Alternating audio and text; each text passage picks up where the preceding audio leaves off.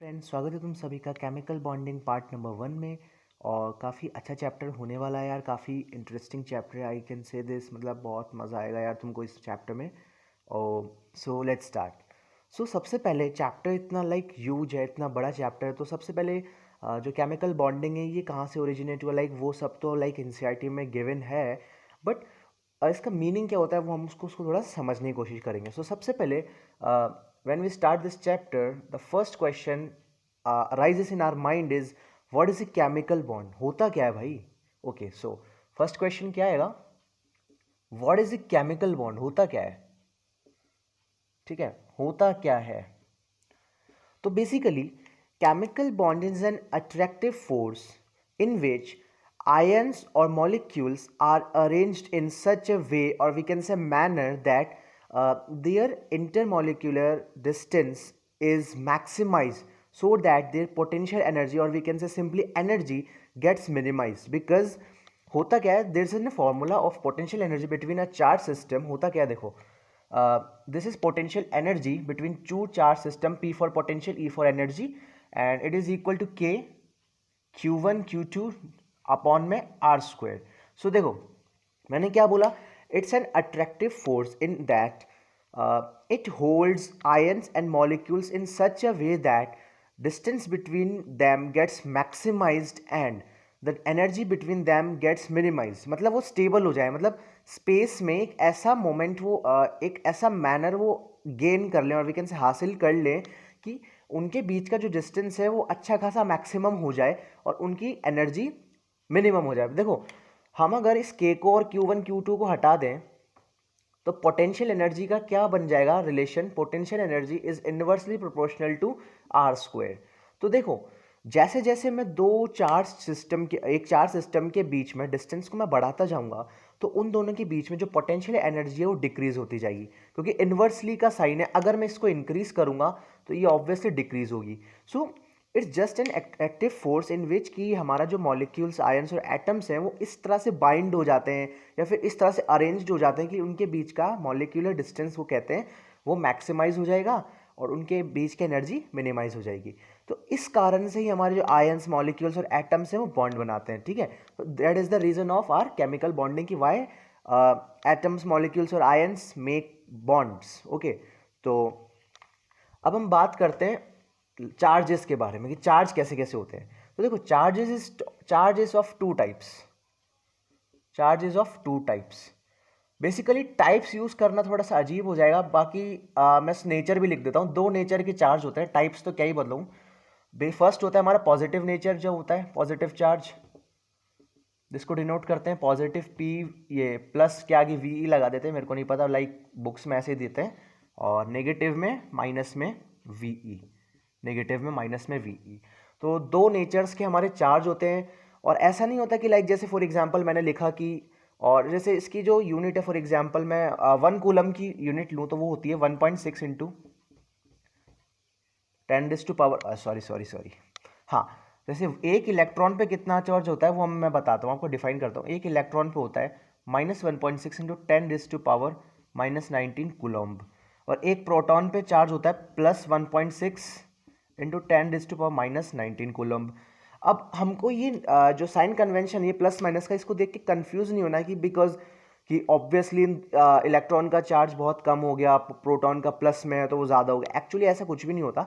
ये प्लस और माइनस इसके नेचर को शो करता है, इट इंडिकेट्स इट्स नेचर. देखो प्लस का मतलब पॉजिटिव चार्ज है, मतलब इसका नेचर कैसा है, पॉजिटिव, विच इज पॉजिटिव. और यहाँ इलेक्ट्रॉन का क्या नेगेटिव नेचर है, और ये क्या करेगा, नेगेटिव नेचर शो करेगा, मतलब इसके अपोजिट. या तो तुम इलेक्ट्रॉन को पॉजिटिव मान लो या फिर प्रोटॉन को पॉजिटिव मान लो. बट होता क्या, प्रोटॉन को पॉजिटिव इसलिए माना जाता है क्योंकि इलेक्ट्रॉन्स मतलब नेगेटिव चार्ज पार्टिकल्स की तरफ अट्रैक्ट होता है, तो ये पॉजिटिव हो गया. और ये पॉजिटिव की तरफ अट्रैक्ट होता है तो ये नेगेटिव हो गया. अब वो एक चीज़ को तो फिक्स करनी पड़ेगी, हम अपने अपने हिसाब से नहीं ले सकते, क्योंकि इंटरनेशनल सिस्टम में एक चीज़ डिफाइन की जाती है. जैसे केमिस्ट्री का जो यूनियन जो भी होता है, IUPAC, ये सब ये क्या करते हैं, they define some things which are, मतलब पूरे वर्ल्ड में फॉलो करना पड़ता है यार इस चीज़ को, है ना. तो हमको इसको मानना पड़ेगा. ठीक है, तो दो टाइप के चार्ज होते हैं, पॉजिटिव और नेगेटिव.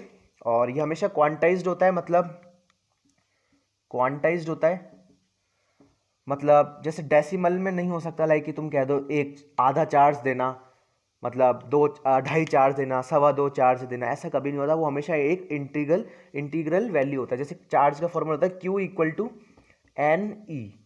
यहाँ पे E फॉर इलेक्ट्रॉन्स चार्ज, ठीक है, इलेक्ट्रॉन्स चार्ज, और N for integer, N belongs to integer और कैन से Z, ठीक है। जो हमारा N है वो इंटीजर या फिर Z से बिलोंग करता है। तो ये हो गया हमारा चार्ज के टाइप्स और उसके नेचर के बारे में। अब हम बात करते हैं पोटेंशियल एनर्जी और चार्ज के distance, sorry, potential energy versus charge का कर्व के बारे में, PE वर्सेस R कर्व। ये सीधा सीधा एग्जाम में पूछ लिया जाता है, लाइक जेई मेंस और नीट दोनों में पूछा जाता है। So it's very important. ये कुछ ऐसा होता है, ये R है, ये हमारी पोटेंशियल एनर्जी है, ऐसा कुछ कर्व होता है यार, देख लो, ठीक है, ऐसा कुछ कर्व आता है इसमें, ठीक है। So it's is important for JEE, #JEE, #NEET, ठीक है। दोनों में ऐसा कैसा पूछ लेता है कि which of the following shows और indicates P versus R graph. और एक्चुअली करता क्या है वो, उसमें घुमाता क्या है, इस चीज़ को है ना वो हल्का सा नीचे कर लेता है। लाइक वो क्या करता है, जैसे हमने 1-2 क्वेश्चंस करे थे जब एडवांस और मेंस के, तो उसमें उसने किया क्या था, ऐसा कुछ कर दिया था। देखो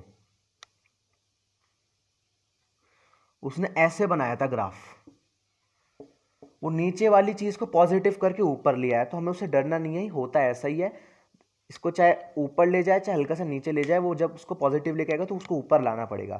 सो ये होता है हमारा हाँ, ये होता है हमारा PE वर्सेस R का ग्राफ, और वी कैन से कर्व, ठीक है। अब हम बात करते हैं अगली चीज़ की, ठीक है, अगली चीज़ की बात करते हैं। सो अगली चीज़ की टाइप्स ऑफ बॉन्ड्स। हम केमिकल बॉन्डिंग शुरू कर दिया तो टाइप्स ऑफ बॉन्ड तो हमको आने चाहिए ना। तो 5 टाइप के बॉन्ड होते हैं, टाइप्स ऑफ बॉन्ड्स, फटाफट खत्म करेंगे, ज़्यादा बड़े बड़े लेक्चर नहीं करने। फर्स्ट होता है हमारा आयोनिक बॉन्ड, ठीक है, फर्स्ट बॉन्ड होता है आयोनिक बॉन्ड। सेकंड होता है कोवलेंट बॉन्ड, कोवलेंट बॉन्ड, ठीक है। थर्ड होता है हमारा coordinate bond, coordinate bond. Fourth होता है हमारा हाइड्रोजन बॉन्ड। काफ़ी अच्छा टॉपिक है यार, बहुत मज़ा आता है, ठीक है, क्योंकि ज़्यादा कुछ करना नहीं होता, बस याद करना होता है। और लास्ट होता है weak van der Waal forces, van der Waals forces, ठीक है। तो 5 टाइप के बॉन्ड होते हैं, आयोनिक, कोवलेंट, कोऑर्डिनेट, हाइड्रोजन और वीक वंडरवॉल फोर्सेस से कुछ बॉन्ड बनता है। ये मोमेंट्री बॉन्ड होते हैं, लाइक मोमेंट्री ऑक्टेट वगैरह कंप्लीट होगा, सो इसके लास्ट में डिस्कस करने वाले हैं। सो थैंक्स फॉर वॉचिंग, यही था पार्ट 1 में यार। थैंक्स फॉर वॉचिंग, मिलते हैं अगले पार्ट में।